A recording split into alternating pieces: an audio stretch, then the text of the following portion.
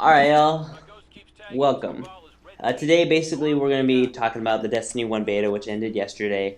Or not Destiny 1 beta. Yeah, we're going to throw it back to 3 years ago when we talked to the Destiny 1 beta. No, we're going to talk about the Destiny 2 beta that I was able to play for like 5 days. And let me just start off by saying that this is a beta that I'm talking about. Most of my observations and the critiques and the things I was excited about, all those things can be changed, right? This game isn't complete. Bungie can definitely make some changes to the game that will alter it from the version that we're seeing now. Um, the beta that we saw was definitely not just like, oh, here's a slice of the actual game. It was definitely like a curated, here, try it out. But that being said, let's get into it. So in the beta, you were able to create up to 3 characters just like Destiny 1, Warlock, Titans, Hunters. My personal preference for the beta was Titans, although I will probably still be meaning Warlock because Warlock Master Race. But basically, I really like Titans because of their class ability to be able to put up a wall. There's 2 different walls. There's a large wall and then there's a small wall. The small wall, you can duck down beneath it and then it instantly reloads your weapon. The walls in general are just incredibly useful for zoning, especially because anybody going through the walls is damaged and obviously you can't shoot through them. So they're just great. I enjoyed the Striker. Unlike the original Striker, the roaming super made it a ton more fun to use in PvE and PvP. You know, smashing with the Striker in Destiny 1 was extremely satisfying, but now you can do that multiple times, and it is praise the new Striker class. Equally as good though is the Sentinel. The Striker, while a bit more offensive, the Sentinel is incredibly balanced. It can be a more defensive class. It can be offensive. It can be offensive and defensive, but then offensive, like, it is incredibly dynamic, especially in the build that we were able to play with in the beta, where we could cast Ward of Dawn, or we could summon the shield, and with the shield you could do a melee ability. You could throw the shield, and then the shield ricochets, or you could block with the shield and kind of create a little wall defense for anybody behind you and yourself. And so the Sentinel was incredibly dynamic for protection and offense and protection. It was incredibly fun. Don't worry, Captain America is everything that you would hope it would be. Now on to the Warlocks. The Warlocks were incredibly great. Just like Destiny 1, Warlock's main thing, in my opinion, was their neutral game. For Dawnblade, you had a build basically focused around air combat. You could aim down sights and you would still stay up in the air. You could do a little while in the air. You could do a little air maneuver dash, just like Twilight Garrison from Destiny 1. You know, gain a little bit of air movement, and that was incredibly fun to play with. I'm not personally incredibly effective at air combat. I never used Angel of Light in Destiny 1, but it was fun to play with, and it fit the super of Dawnblade incredibly well. Alternatively, there was the Voidwalker for Warlocks, and Voidwalker felt pretty similar to Voidwalker Destiny 1. There was still Blink, there were still all the grenades that you would want, and that was pretty much for all the classes actually. The grenades were pretty standard, nothing really new, but the 2 things that stood out the most were the changes to the Nova Bomb. With the build that we had, it was the Nova Bomb you fired was this giant orb that would quote-unquote aggressively track enemies, but in my experience with it, it didn't really track that aggressively, and if it did, it was really too slow to be able to do anything like go around a corner or whatnot. So in PvP, the Nova Bomb, not the greatest thing unless you're up close or you got them pinned in a corner or whatnot. In PvE, it was just fine. The enemies seemed pretty oblivious to the giant orb of death coming at them, so I wouldn't worry about that too much. But the Voidwalker's neutral game was great, especially surrounding their grenades. There was an ability where basically you'd consume some of your super energy and you'd charge your grenade, supposing you had one available, and it would make that grenade more effective. You'd consume super energy to make the grenade more effective. For the void grenade, it made the void or the radius larger. For the axiom bolt, it would add additional seekers, and for the scatter grenade, it would add tracking. So that was really cool to see that new ability that Warlocks had, and it gave them that neutral game, that magic that you really are looking for a Warlock. And lastly, to cap off the Warlocks, their class ability was their Rift that they summoned.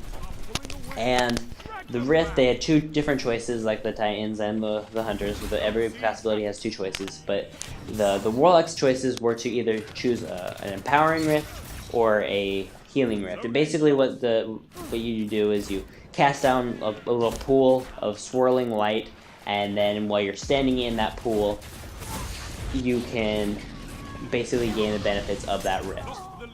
I experimented with both of them. They both had their pros and cons. They were both good for different situations, but they both were very strong, and they both gave you an advantage in PvE, PvP. No matter what, standing in a Rift made you more powerful. And it was really fun to experiment with the timing and whatnot for that. Alright, so now on to the Hunters. And unfortunately for all of you Lone Rangers out there, the Hunters were a bit disappointing to me. And it wasn't disappointing because they didn't feel very different, which they didn't feel different. Arc Strider feels exactly like Blade Dancer, and Gunslinger is still your same old Gunslinger. But mainly it was because of their class ability.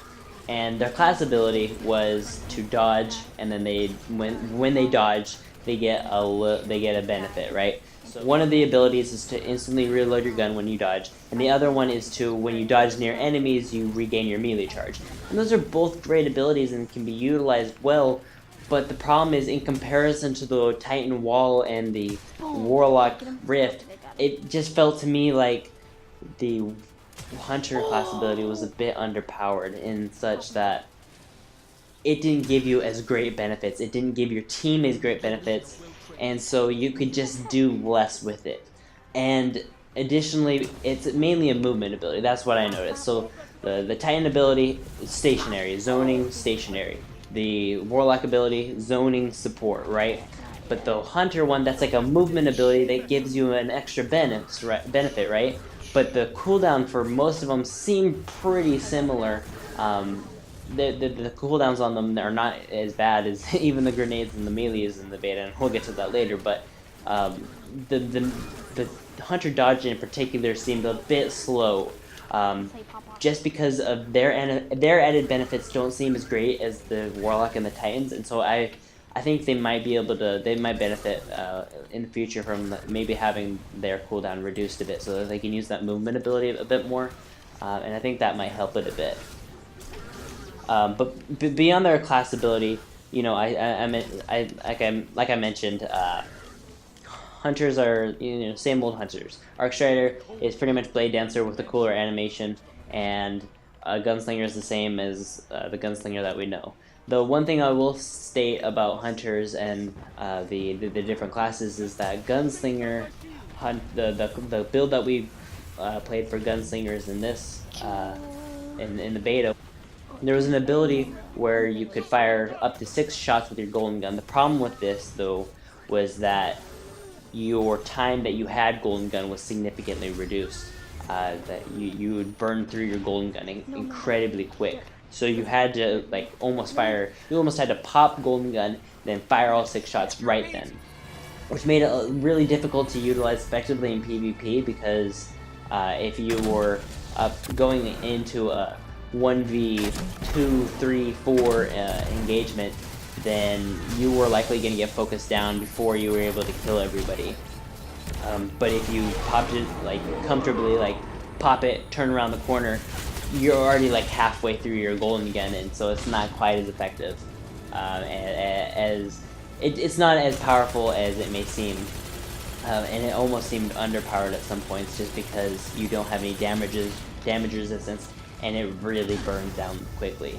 However, I don't think this build that we played with is mainly a PvP build. I think it can be used in PvP, and I'm sure people will use it effectively in PvP, but for me, it seemed that the build that we played with was more geared towards PvE. And that's when I found the most success with the golden gun, is when I could unload those 6 shots really quickly into a boss, or unload those shots really quickly into 6 enemies. So on next, I wanted to talk briefly about the weapons. Weapons seem pretty good. In PvP and PvE, I noticed a lack of special weapons and a lack of differentiation between special and heavy weapons. Having them all clumped into power weapons is great competitively, but for PvE and just fun PvP goofing around, it hurt in such that it didn't feel.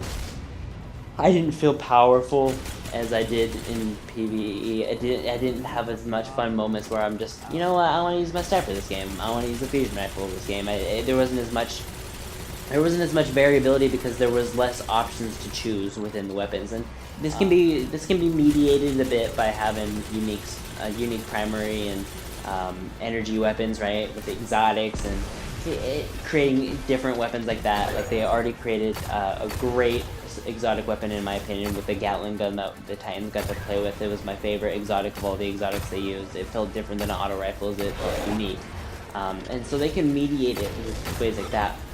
But it just, using effectively two primary weapons all the time, it made it a little bit boring, a little bit more boring.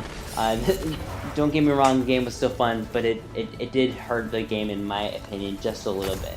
Now, competitively, I'm sure it helped a ton, and I'm sure the game will if the competitive scene really takes off even more than it has, then I'm sure that'll really benefit the game. But for a more casual player, I think that might be a little awkward at first. Now, I kind of wanted to, now at this point, I wanted to kind of address some concerns I had about from what I saw in the beta and what I've heard about Destiny 2 in general. The first being, all weapon roles are set. And if anybody for all those who have played Destiny 1, you understand that whenever you got a weapon in Destiny 1, unless it was an exotic or a special legendary, pretty much the perk rolls would change every time. You could get something you could get rolls that kind of gave you more stability, or they gave you slower firing rate but more damage, or you'd mix and match these, and every time it would be randomly rolled, right? In Destiny 2, they're kind of throwing that to the window, in that every single time you get a legendary weapon, every time you get any weapon, that weapon will have a set number of rolls. And that's great, again, competitively. However, for long-term, like for longevity and replayability endgame, I'm a little worried in that unless they have a ton of weapons that are all viable, keyword that are all viable, or key phrase, they are all viable, the end game of rewards and the end game chase is going to suffer a bit, and it's going to be a lot quicker, because once you get a weapon, there's no, like, you're done. You're going to get one exotic that's going to be good, or you're going to get a couple exotic, but once you get that one legendary, or those two legendaries that are going to fill your other two non-exotic spots, well, you're done. You don't need anything. There's no reason to try to grind out something else, because this is good, and you can't get anything better than it, because the rolls are stagnant. And I don't know, there's just something about chasing that perfect roll that really attracted me to that weapon grind. That see, I really like this pistol, but if I just had like one or two better perks on it, it'd be even better. So I'm gonna grind it out, and that was appealing to me. So I'm a little worried about that. They can, like I said, they can mediate that with having a whole bunch of viable legendary weapons and exotic weapons, and they can get some. And that way, the chase for these weapons is expanded, because you're trying to get those drops rather than trying to chase rolls. You're trying to chase actual weapons. If they make that as diverse and as fruitful of a chase as chasing for weapon rolls, then it should be fine. The other thing I want to address is the lore in the game. So in Destiny 1, there was very little story in, especially in vanilla Destiny, within the missions, within the NPCs, within the quests. Like, you really had to read, you had to really be like really digging deep, or you had to be looking at the Grimoire, which is basically not in the game story. You collect collectibles in Destiny 1, and then you could log on to their app, or go on to the Bungie.net, and you could read these Grimoire cards. And then these Grimoire cards, when put together or read individually, they tell stories and narratives. And as a lore fanatic of Destiny 1, I loved that. I loved, not necessarily that it wasn't in the game, I hated that, but what I loved is the stories that they had in the Grimoire. There were mysteries and intense and compelling narratives, and they were detailed and intricate, and so many things were going on, and I loved it. And so many other people in the lore community have loved it, and they're taking away Grimoire completely in this game. And so I'm a little worried as to what their narratives and what the stories I'm going to get out of Destiny from here on out are going to look like, just because I don't see how they're going to have so much complex narratives in this game and still have it make sense, gameplay-wise, budget-wise, just all that. And so, well, I'm glad that they're adding stuff in the game. I wish they would not have taken out Grimoire. I wish they had put Grimoire in and implemented more story in the game. But I know that's asking for the best of both worlds, and I understand that, you know, most people weren't looking into the Grimoire. So when Destiny 2 comes out, I'm going to be looking for some strong narratives. I'm looking for those collectibles and those interactable objects throughout the world that'll tell those stories. And I'm really hoping that they pull through there and they kind of satiate my need for lore in that way. And the last thing I wanted to touch on was the ability cooldowns. Dado Does Destiny came out with a really good video about this recently, in which he talked about cooldown in his beta impressions video. He talked about the cooldowns in Destiny and how it kind of hinders the experience of the game. And one thing that he touched on that I really wanted to bring up in my own video is how the super mechanics, or the timing of getting your super, is kind of wonky in PvP right now. So based upon what I experienced in PvP, you would get your super towards the middle of the match almost every single time, and there was no variation, there was nothing like that. There's no way, like, if you got your super in the middle of the match, you must have literally killed their entire team like 30 times, 30, 40 times. Because the cooldown rate was just so slow.